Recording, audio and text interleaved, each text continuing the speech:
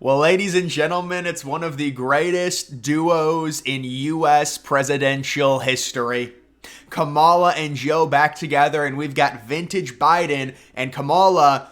I mean, maybe drinking a little bit too much with Biden looking on, just looking completely dead, and there's Kamala like drunk. This is an amazing clip. This is the first time they've been together since the swap out, where they basically told Biden, you need to get out, old man, or we're going to 25th Amendment you. But let's see what Kamala has to say today. Our extraordinary President Joe Biden.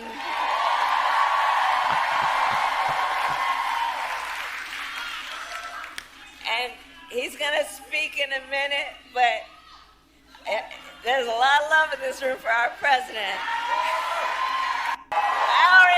Yeah, Kamala is zoinked there off of something. I don't know what that is, but it is pretty crazy.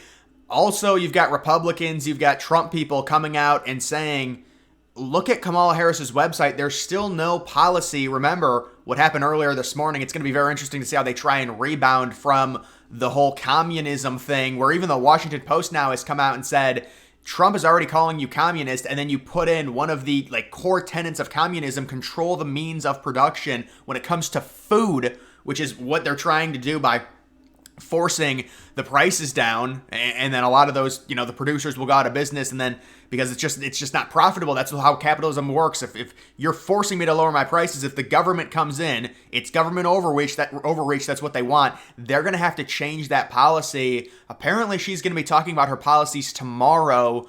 We will see, but this is just such a great clip. And they were at some rally in Maryland, apparently, doing that. We also do have a few different things I wanted to talk about. So right now, this is a pretty nice thing. I didn't realize they had this. You can see when Joe Biden did withdraw, and since then we've seen the change where Harris now leads by around a point. I don't know why it's red there. Not that it really matters. We've got Rasmussen coming out. We've got all big-time internal Democrat polling experts, and they've all said these polls are wrong. Trump probably leads by a few points. We admit it. It's going to be hard to beat him. And, when you talk, this is what happened. CNN was interviewing one of the big-time Kamala campaign managers, and they're like, listen, is she going to do something? Is she actually going to go outside? And they're like, no, we're hiding her. We're being rewarded for it. They're being rewarded for hiding her according to these polls. Look at this. She hasn't done anything. She's being rewarded. Of course, the polls are crap. But we will admit, yes, the polls are closer with Harris instead of Biden. There's a lot that goes into that, mainly Biden getting basically no donor support for the last month, which really tanked his polling numbers. I mean, you can even see June 27th, that date, that was the debate. Trump was up by 1.5 points, and it just completely ballooned. And Trump ended up going by 3 points. That's just in the popular vote head-to-head. And by the way, this right now, do they have the comparison? Here's the comparison, and this is what we're talking about when we say Trump is performing way better this year than he did in 2020 and 2016. I know people are going to say it's different because Trump was leading this year and now he's trailing. So in 2020 and 2016, he was always trailing. So maybe the polls are going to be different this year. Maybe they're more accurate. But still, you've got Biden this date in 2020 sitting +8 or +7.9 in terms of just the popular vote raw average. And then this date in 2016, you had Hillary +6.8. So all of those numbers, and even these recent polls that have come out, Harris +3, Harris +2, Harris +3, Harris +3, Trump +2, the Rasmussen, Trump +4, Harris +4, Emerson, that recently came out. So these polls are very, very close. This is with all of the recent bump that Kamala's gotten. Now she's coming out and saying she wants communist policies. It's a total mess. Even the Washington Post admits it. This is really going to hurt her campaign. And really, I haven't done this where I go state by state, Trump versus Kamala. You can see in terms of Arizona, I certainly like Trump a little bit more than 0.8, especially when you look at what's happening in Arizona with a lot of the voter registration and things like. Now it's looking like Trump, according to top internal experts, Trump's probably going to win by like 4.5, 5 points is what they're saying. Carrie Lake's probably going to win by about a point. If Carrie Lake wants to win, she needs Trump to carry the state by 4 or 5 points, and I think he can do it. And I think Arizona might be easier to win than Nevada.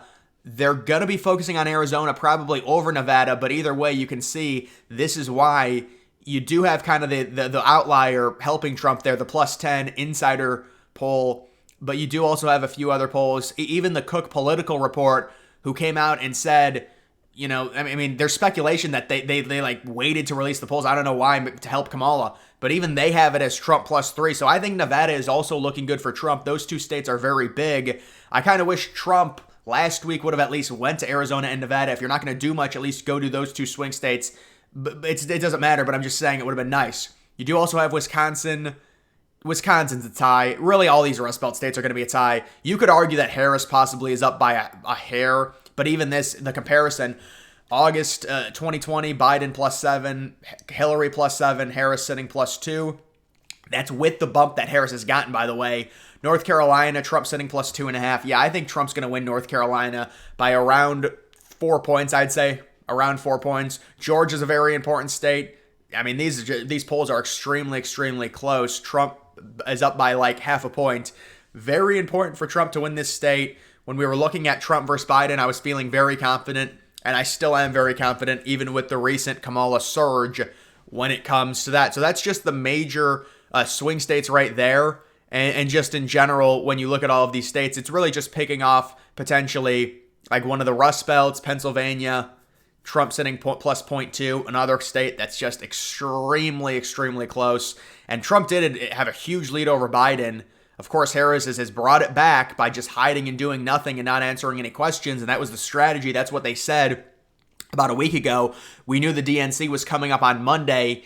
And they said, look, we'll do one interview towards the end of the month after the DNC. They didn't say after the DNC, but I knew it was going to be after the DNC.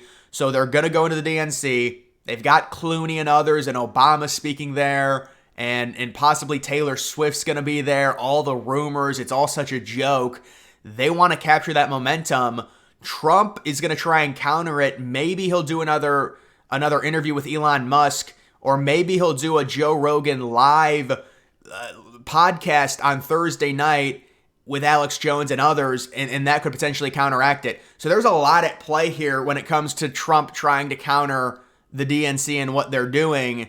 I say maybe Trump should have waited to do the interview with Musk until the DNC was happening. But look, the DNC is going to get all the publicity no matter what. That's where all of the political people are going to be, obviously, so they're going to cover it extensively. They all go there, just like they traveled to the RNC as well. But Trump got basically no bump from the RNC. And I think with the DNC, there's going to be a lot more protests. I've been told there's a report, 150 different protest groups, not 150 different people, but 150 different groups. How many people is that, do you think? It's thousands on top of thousands. It's Hamas people. It's ignorant, dumb kids going there. They're going to egg everything. And it's going to be a real bad look for the Democrats, and they're going to try and get it under control night one. That's why they're sending Biden out there night one. They're going to put everyone to sleep, and they're going to try and get the crowd under control outside and all the protests.